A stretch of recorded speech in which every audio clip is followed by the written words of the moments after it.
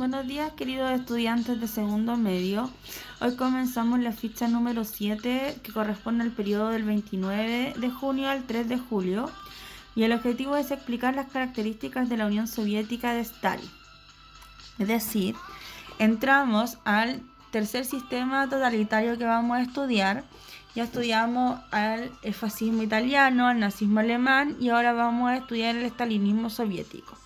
Como dijimos anteriormente, cada uno de estos regímenes tiene un líder. En este caso, el líder va a ser Joseph Stalin y el partido único va a corresponder al Partido Comunista. Por eso también es considerado un sistema totalitario de izquierda, porque el Partido Comunista hasta la actualidad es caracterizado por ser la extrema izquierda dentro de la política.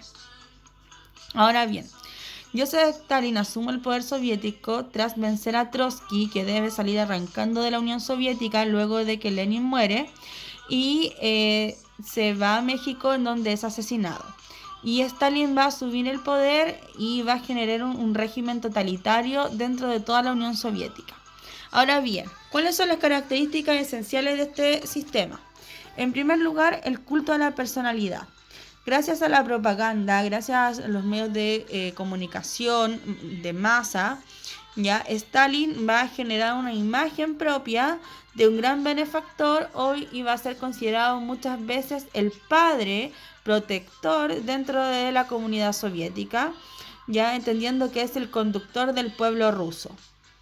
Y por otro lado, va a eliminar a toda actividad política referente de sus adversarios, es decir, cualquier persona o agrupación que tome la decisión de enfrentar, de opinar distinto o de opinar diferente a Stalin, va a ser automáticamente eliminado. Y también va a redefinir la historia rusa, es decir, va a cambiar los manuales de historia, va a reescribir libros, va a truquear fotografía con el objetivo de cambiar esta mirada de la Rusia soviética. Luego tenemos el centralismo burocrático. Cuando hablamos de burocracia, estamos hablando de todas las personas que participan dentro del aparato administrativo de un Estado. Por ejemplo, cuando usted necesita ir y cambiar su ficha social, y la va a la municipalidad y lo atiende una señorita en la ventanilla, esa persona es una burócrata, ¿ya? Todo el papeleo que uno hace es burocracia, ¿ya? Entonces, ¿quiénes eran los burócratas dentro del sistema soviético stalinista? Los que administraban el Estado soviético, esencialmente pertenecientes a la línea del Partido Comunista, ¿ya? Entonces, Stalin, en la Constitución de 1936, creada por él, se establece que la Unión Soviética es un Estado totalitario, dirigido y encabezado por el Partido Comunista y él como líder, en el cual se creó una verdadera élite burocrática. ¿Qué significa una élite burocrática? Un grupo de personas selectas, seleccionadas, que van a venir a tener de cierta forma un mayor control dentro de la sociedad soviética. Pero esta élite burocrática debe ser siempre sumisa al dictador, es decir, deben acatar u obedecer todo lo que Joseph Stalin establezca. De lo contrario, van a perder su poder y van a ser castigados. ¿Qué es lo interesante? Que cuando cae el régimen stalinista en la Unión Soviética, esta élite burocrática va a seguir teniendo un gran nivel de poder. Y cuando nosotros veamos más adelante la caída de la Unión Soviética, ya, porque la Unión Soviética cae, se acaba, no existe en la actualidad, vamos a ver que uno de los factores esenciales va a ser esta élite burocrática y los niveles de corrupción que alcanzó. Por otro lado, se vetaba o sencillamente desaparecían los dirigentes que fueran más imaginativos o independientes, es decir, que se alejaran de la mirada de Stalin. Y siempre se buscaron funcionarios sumisos, fanáticos al sistema y tendientes a buscar que la sociedad sea homogeneizada, sea uniforme, sean todos iguales.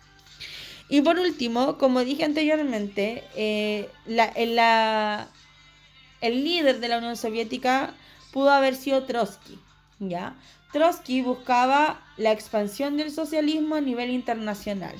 Es decir, que la idea base de la Revolución Rusa y de la formación del Estado soviético se expandieran por el mundo. Más si eran un ejemplo visible dentro de la crisis mundial que existía económica. Sin embargo, como vence a Trotsky Stalin, Stalin va a imponer el socialismo en un solo país, que va a ser la Unión Soviética, y esto va a significar que la Tercera Internacional fue puesta al servicio de los intereses internacionales del Estado soviético y no necesariamente de los otros partidos comunistas por el mundo.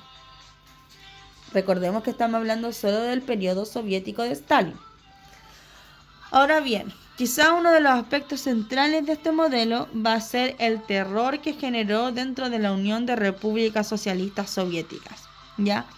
Muchas veces, siempre recordamos en este periodo de la historia que es bastante genocida, el modelo de la Alemania nazi, pero por un tema del racismo y de haberse enfocado en un pueblo como es el judío. Sin embargo, la Unión Soviética fue tan asesina como la Alemania nazi, pero fue asesina de su propio pueblo, de cualquier persona que opinara o que pensara distinta al modelo de Stalin, ¿ya? En este sentido, utilizaron las purgas, ¿ya? Las purgas que eran, o depuraciones, que era limpiar de cierta forma los territorios, ¿ya? ¿Cómo funcionaban las purgas? Entraba la policía política del sistema soviético stalinista, iban a un barrio, iban a una comuna, iban a una población y comenzaban a limpiarla. Es decir, cualquier persona que fuera sospechosa o fuera encontrada haciendo algo que no correspondía, iba a significar una limpieza, ¿ya? Y los llevaban a los campos de concentración, o los torturaban, o los tomaban presos, o los mataban. ¿Quiénes son los encargados de aplicar estas purgas? Esencialmente la NKVD, que era el Comisariado del Pueblo para Asuntos Interiores, más conocida como la Policía de Carácter Político, creada durante el régimen de Stalin. ¿Qué hacían ellos? Detenían, interrogatorios y ejecuciones.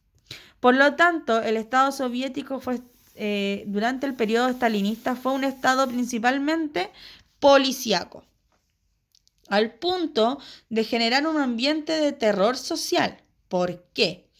¿Por qué? Porque era tanto el temor cuando llegaban estas purgas y llegaban los policías y revisaban y buscaban a las personas, que la gente, con tal de estar a salvo, acusaba a otros de sospecha o de complicidad. Por ejemplo, yo digo que mi vecino está en contra del régimen de Stalin, entonces mi vecino automáticamente, la policía va a ir y lo va a tomar prisionero y lo va a torturar y le va a hacer interrogatorio y lo puede ejecutar y lo puede llevar a los campos de concentración. Entonces al final todos entrábamos en una lógica de terror social por la posible sospecha o complicidad en algo que esté en contra de lo que Stalin diga. Y los campos de concentración no existieron solo en la Alemania nazi, sino que también los soviéticos tuvieron sus modelos de campos de concentración que fueron denominados gulags, ¿ya? Que hay una película que se llama En busca de la libertad, que es muy buena y que explica cómo un policía es tomado prisionero y enviado a un gulag y cómo busca él escapar del gulag para sobrevivir. La función de los gulags eran prácticamente la misma de los campos de concentración nazi, hacían trabajo forzado hasta prácticamente morir, eran muy mal alimentados y el objetivo era tener a un grupo de personas semi-esclavas para trabajar de forma forzada y de cierta forma controlar cualquier tipo de disidencia. En promedio, desaparecieron no menos de 3 millones de soviéticos y cuando cesaron las purgas, al menos 10 millones de soviéticos habían sido castigados por el régimen stalinista. Entonces, el terror soviético fue uno de los pilares del régimen de Stalin.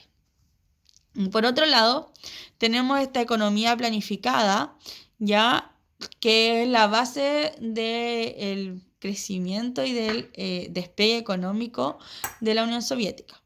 Ya, en 1928, Stalin abandona la NEP, La NEP era el modelo que existió durante el proceso en el donde se hubo la guerra civil y en donde vence el Ejército Rojo.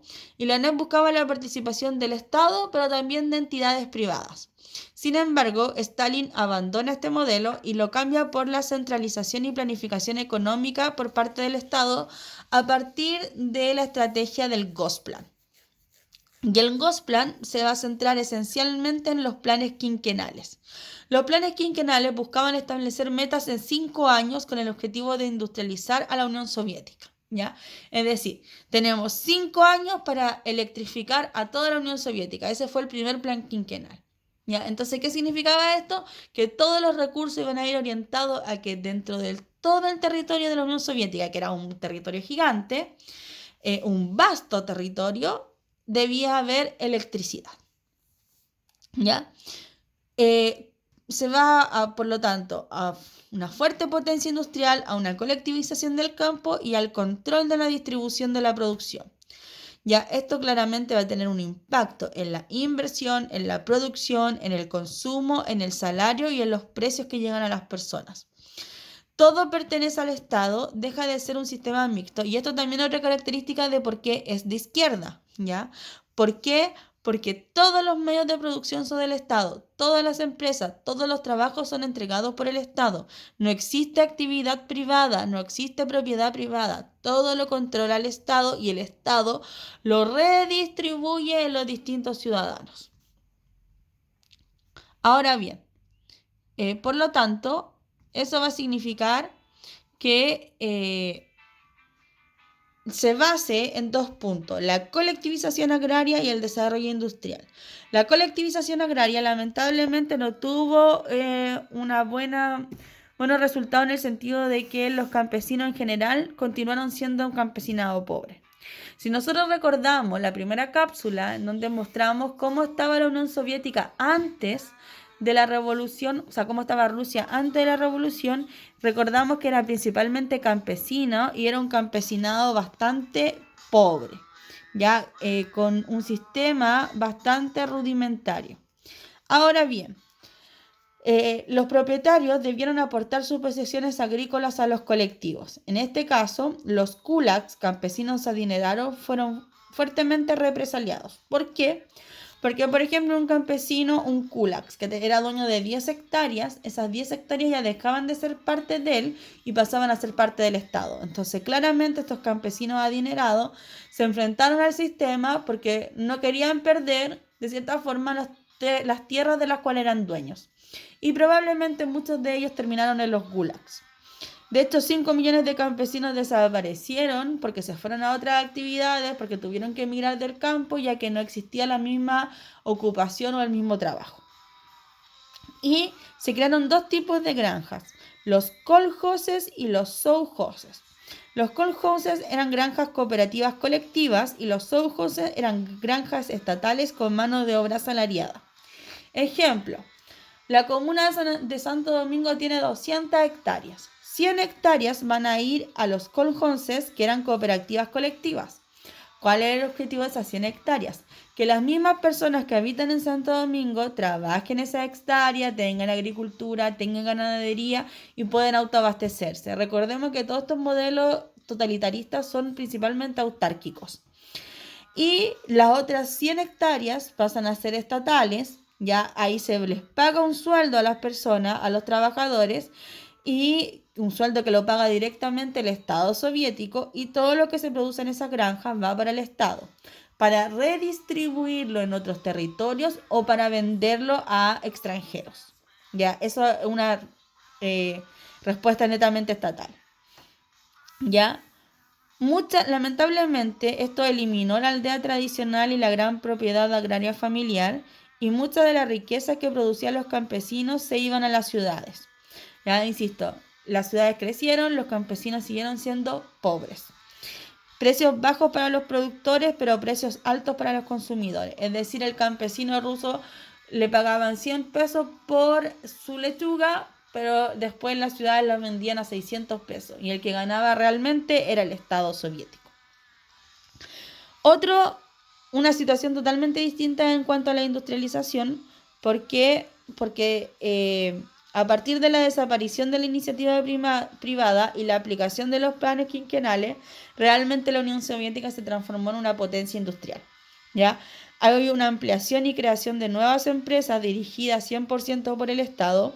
Utilizaron mucho la propaganda para incentivar la producción y para decir que el obrero ruso era el mejor obrero del mundo y el mayor productor a nivel mundial. Y los primeros 3 planes quinquenales convirtieron a la Unión Soviética en un coloso industrial. Es decir, en 15 años la Unión Soviética logró industrializarse a niveles impresionantes, cosa que, por ejemplo, la Inglaterra se había demorado más de 100 años. ¿Ya? O sea, en 15 años la Unión Soviética logró el nivel de Inglaterra o el nivel de Estados Unidos. Llegó a ser el primer productor de los tractores y locomotoras y la tercera potencia industrial en 1939 cuando comienza la Segunda Guerra Mundial. Ya, o sea, Estados Unidos era la primera potencia y Rusia ya era la tercera con solo 15 años. Y lamentablemente hubo una desproporción entre la industria liviana y pesada porque se focalizó esencialmente en la pesada por la guerra. ¿Ya? Espero que hayan comprendido el contenido del estalinismo soviético y cómo se aplicó el sistema totalitario en la Unión de Repúblicas Socialistas Soviéticas. Ahora vamos a la actividad, ¿ya? Esta actividad tiene que ver con, en primer lugar, explica por qué el sistema estalinista responde a un estado totalitario de izquierda. Fundamenta tu respuesta con un ejemplo. Bueno, en primer lugar, porque el sistema totalitario de Joseph Stalin está dirigido por el Partido Comunista, que es el partido en esencia de la extrema izquierda a nivel político mundial hasta la actualidad, y porque esencialmente los medios de producción eran parte del Estado. No hay iniciativa privada, no hay medios de producción privados, no hay propiedad privada, sino por el contrario, todo es entregado y todo es redistribuido por el Estado soviético, ¿ya? Si nosotros lo comparamos con la Alemania nazi y con la Italia fascista, vamos a ver que ni Hitler ni Mussolini dejaron de trabajar con los burgueses, con los empresarios, por el contrario, se aliaron a ellos y se potenciaron. Y necesitaban de los burgueses para que su riqueza se la entregaran de cierta forma al beneficio del Estado. Pero acá, en la Rusia, en la Unión Soviética stalinista, todo pertenece al Estado. Todo es dirigido por este líder único, Joseph Stalin, pero también por el Partido Comunista. Ya, la próxima pregunta tienen que trabajarla a partir de la página 44 de su libro de historia y deben desarrollar un argumento a favor y uno en contra del modelo económico del régimen de Stalin. Yo le aconsejaría que a favor el proceso de industrialización y en contra la colectivización del campesino, que claramente a lo mejor aumentó la producción agrícola, pero lamentablemente el campesino siguió siendo pobre. Y cómo se aplicó el terror dentro del régimen estalinista. Que estén muy bien, nos vemos en una próxima cápsula. Adiós.